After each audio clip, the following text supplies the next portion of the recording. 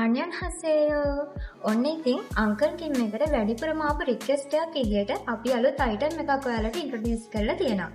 ඒ තමයි මෙන්න මේක. මේක දැක්ක ගමන් ඔයාලා දන්නා මේ මොකක්ද කියලා. මේ තමයි ට්‍රයැන්ගල් කිම්බප් එක. දැන් ඉතින් මේක රාමෙන් එකක් එක්ක රස බලන්න.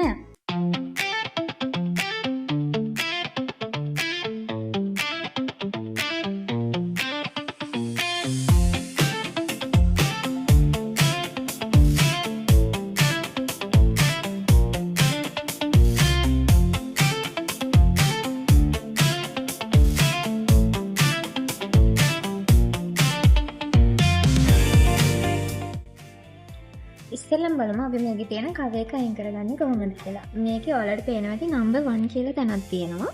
ඒක මේ විදියට අයින් කරගන්න වටේටම.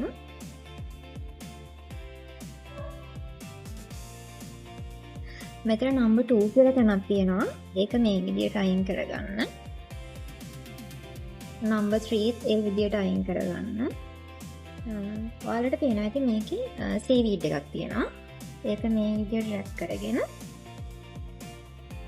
ගන්න තියෙන්නේ.